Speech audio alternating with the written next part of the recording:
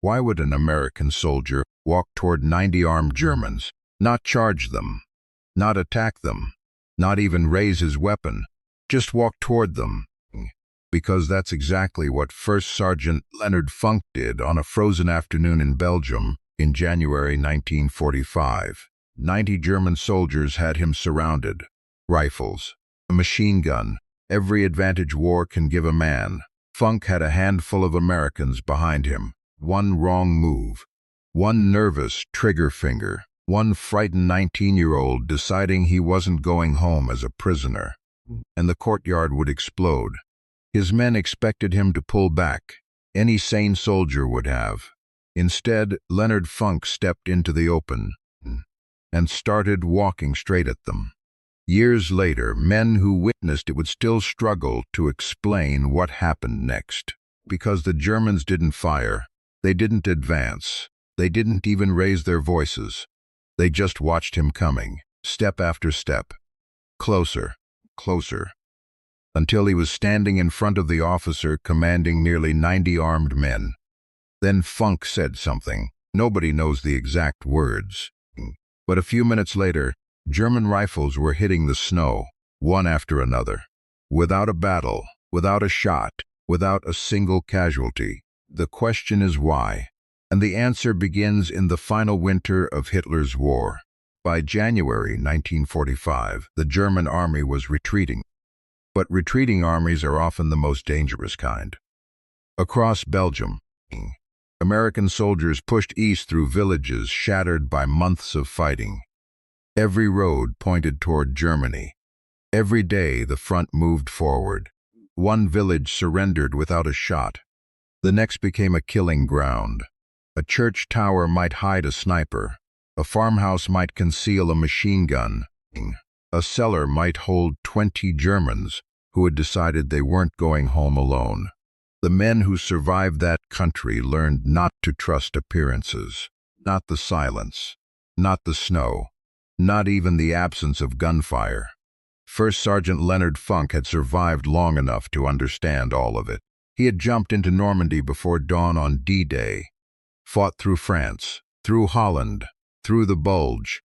War had stripped away every illusion, the excitement, the certainty, everything that gets a young soldier killed. What remained was something harder, something that couldn't be trained into a man, only worn into him. That week, a report reached his unit. German troops spotted near a village called Holzheim. Nothing unusual, until the next report arrived.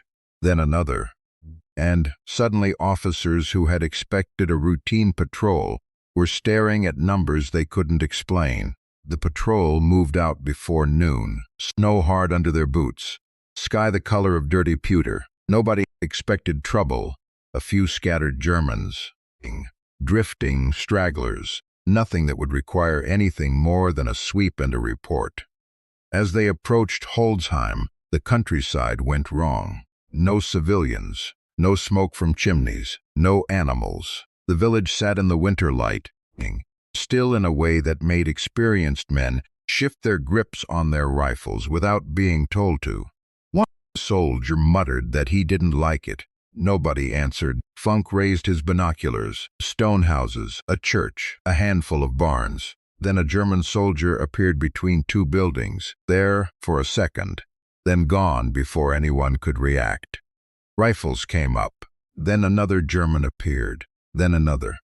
They began emerging from everywhere at once. Doorways, alleyways, ruined walls, barns, rising out of the village like men who had been waiting. One American started counting.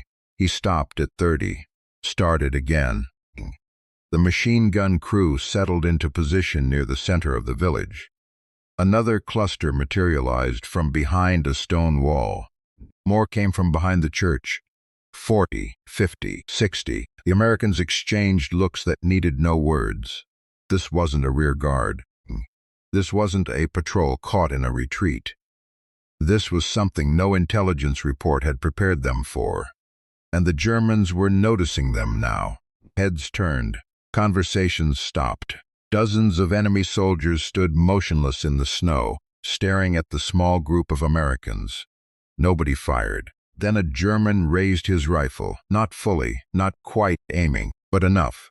The patrol was facing nearly 90 enemy soldiers. One burst of gunfire and they'd be caught in the open, outnumbered, outgunned, almost no cover.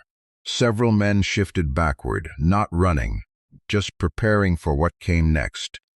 Everyone knew what came next. Then one of Funk's men realized something was wrong. Funk wasn't moving backward. Funk wasn't moving at all. He was standing completely still, binoculars down, staring at the village with an expression nobody could read. Most men in that patrol saw one thing: the numbers. 90 Germans, rifles, a machine gun positioned to sweep the open ground. Any experienced soldier would have started calculating the fastest way back. Funk stood there and looked at the village. One of his men said quietly, "What do we do?" Funk didn't answer. His eyes moved across the formation, slowly, deliberately, the way a man reads something. A young American beside him whispered, "Jesus Christ!" Nobody responded. His man pressed again, "Sergeant, do we fall back?" A long moment passed. Funk lowered his binoculars. "No."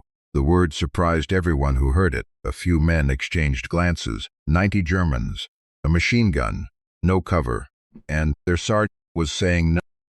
Before anyone could ask again, Funk handed off the patrol, adjusted the Thompson on his shoulder, and stepped forward, directly toward 90 armed Germans. Behind him, his men stood frozen. No one called out. No one tried to stop him. The moment happened too fast for either. He was already in the open, and the Germans, 90 of them, rifles loaded, machine gun in position, didn't fire. The snow crunched under his boots. In that silence, each step was its own announcement. Funk was 20 yards from the nearest Germans when the first one noticed him moving, not retreating, not raising a weapon, just walking forward, and went completely still. He said something to the man beside him. That man turned, then the one beside him. The reaction moved through the formation like a slow wave. One by one, German soldiers stopped what they were doing and stared. Funk covered 5 yards, then 5 more. An American behind him, a corporal named Bustle, who survived the war and talked about this day for the rest of his life, said later that he grabbed the arm of the man next to him, not to signal anything, just because he needed something solid to hold on to. None of them could explain what they were watching. 15 yards of open ground left. A German soldier near the left edge of the formation raised his rifle. Slowly, the way a man moves when he isn't certain yet. The barrel came up to waist height and stopped. His eyes fixed on Funk. His finger was near the trigger, but not on it. The machine gunner turned in his position. Both hands moved to the grips. From where the American stood, that gun covered everything. Every inch of open ground between their sergeant and the village. There was no angle that avoided it, no cover that helped. If that gunner fired, Funk was dead before the sound reached the tree line. The gunner didn't fire, he watched. Funk crossed 10 more yards. Behind him, one of his men exhaled through his teeth. Another had his rifle halfway up, not aiming at anything, just holding it, because holding it was the only thing that felt like control. None of them moved. The Germans didn't move either. The machine gunner's hands were still on the grips. The soldier with the raised rifle still hadn't made a decision. Across the formation, dozens of men stood locked in place, watching an American sergeant walk toward them alone, and not one of them fired. 5 yards from the nearest man, Funk slowed. He could see faces clearly now. Not uniforms, not helmets, not the abstract enemy shape a soldier learns to think of. Faces.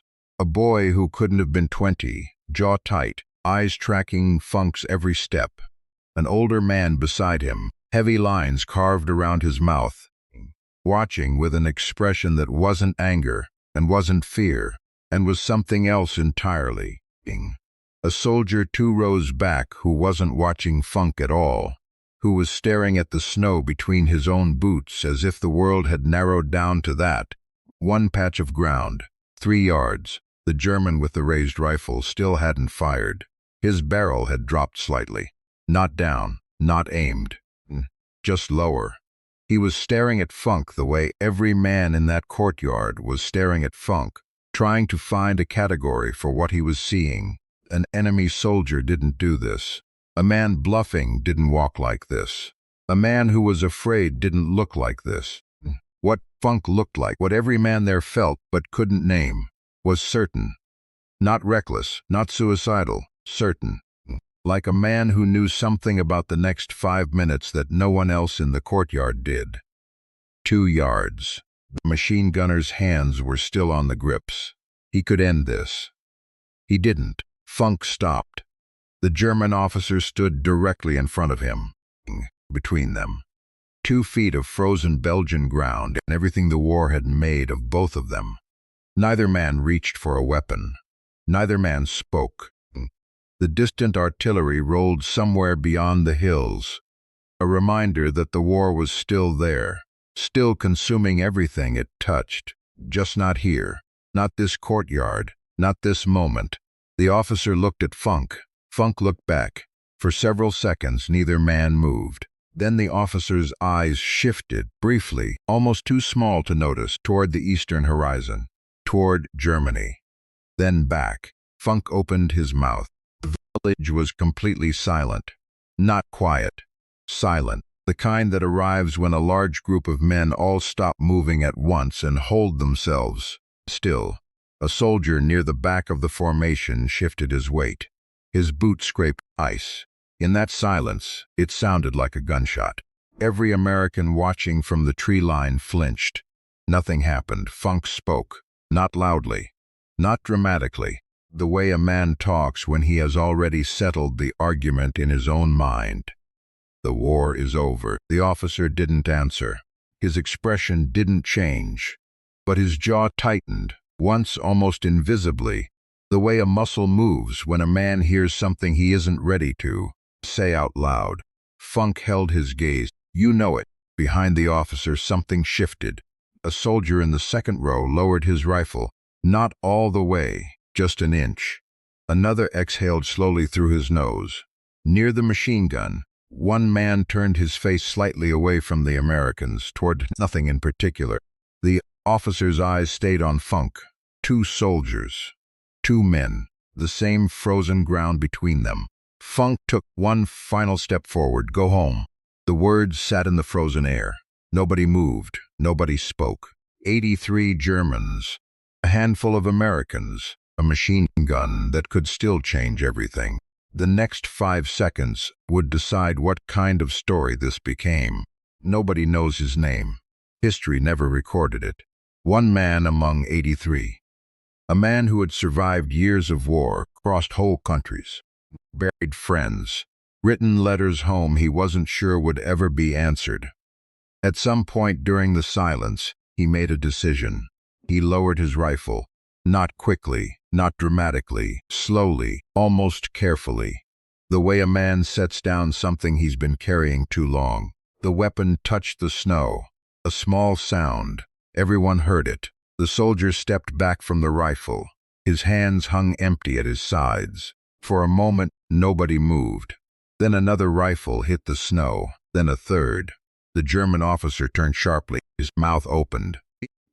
Whatever he started to say, he never finished, because the 4th rifle was already falling. Then the 5th, the 6th, the 7th. The sound spread through the courtyard. Metal against frozen ground, again and again, not by command, not by order. Something else entirely. The sound of men arriving at the same place, one at a time. One soldier dropped his rifle and stepped immediately away from it, if distance mattered now. Another emptied his pockets, stacking ammunition beside the barrel. A third simply opened his hands and stared at them. A young lieutenant pushed through from the rear. Barely more than a boy, his face flushed. He grabbed a soldier by the sleeve and shouted something. The soldier looked at the rifles in the snow, then at the lieutenant. then gently pulled his arm free. His rifle joined the others. The lieutenant stood still. There was nobody left to command. The machine gun crew lasted longest. 2 men, 1 weapon, the most dangerous gun in the courtyard. They looked at each other without speaking. Then one nodded, just once. Together, they lifted it, carried it forward, placed it beside the growing pile, carefully, as if it deserved that much. When American reinforcements arrived expecting a firefight, they found a scene that made no sense. 83 prisoners, standing quietly in the snow. A mountain of weapons, no bodies, no wounded, not a single shot fired. 1 American sergeant, and a story that sounded like a lie even to the men who witnessed it. The official reports called it courage. The Medal of Honor citation called it extraordinary heroism. Neither is wrong. Neither is the whole story. Because courage alone doesn't explain a machine gun that never fired. Courage alone doesn't explain why 83 armed men set down their weapons for a single American who walked toward them alone through open ground. So, what actually happened? Go back to the beginning of the walk. Go back to what Funk saw before he took the first step. Most soldiers see weapons first. Rifles, positions, fields of fire, the arithmetic of survival. Funk saw something in that formation that the other men didn't. A machine gun crew with a clear field of fire, and neither man was looking at the Americans. One stared at the ground between his boots. The other kept glancing over his shoulder toward Germany, rifles hanging loosely at soldiers' sides, not at the ready, not prepared, just hanging there. An officer who glanced east, toward home, before looking back at the Americans, just for a second. But a second is enough if you know what you're looking for. Men whispering to each other, the way soldiers whisper when they're not talking about tactics. Every combat veteran eventually learns to see the difference between an army that is dangerous and an army that is holding a weapon. It is not the same thing. The rifles were real. The machine gun was real. The danger was real. But Funk had fought through Normandy, through France, through Holland, through the Bulge. He had stood across from men who wanted to kill him, and men who had already decided it wasn't worth it. And he had learned the hard way to tell the difference. The men in that courtyard were still standing, still armed, still in uniform. But the thing that makes an army dangerous, the thing underneath the rifles, was already gone. Funk saw it before he took a single step. Then he stepped forward anyway. Not to bluff, not to gamble, not to perform some act of desperate courage, because he already knew how it ended. The only question was who would walk across the open ground and say so first. He made sure it was him. And because it was him, every man in that courtyard, American and German, walked away alive. The Medal of Honor was presented months later. The citation described courage, gallantry, heroism above and beyond the call of duty, all of it true. But citations tell you what a man did. They rarely tell you who he was. Funk returned to Pennsylvania, built a life, worked, raised a family, lived the kind of life that never appears in history books. History tends to remember generals, presidents, men who commanded armies and moved divisions across maps. Funk was a sergeant, a combat soldier, one of thousands who pushed through Europe one frozen village at a time. And yet, decades later, people still tell what happened at Holzheim. Not because he killed more enemies than anyone else, not because he took a hill or held a bridge, because of one afternoon in January, 90 armed men. One American sergeant who stepped into the open when every calculation said retreat, and walked forward, step by step, through the snow, through the silence, through the raised rifles and the manned machine gun and the confusion of dozens of men who couldn't understand what they were watching. He didn't run, didn't shout, didn't fire a single shot, just walked. The villages were rebuilt. The battlefields disappeared under farms and roads and neighborhoods. The snow melted. The weapons rusted away. Most of the men who stood in that courtyard are gone now. But one question stays with everyone who hears the story. Why didn't they shoot? The answer isn't simple, but it starts with this. In a courtyard in Belgium, in the last winter of the war, an American sergeant looked at 90 armed enemies and saw something that not one other man there could see. Then he walked straight toward it, and he was right.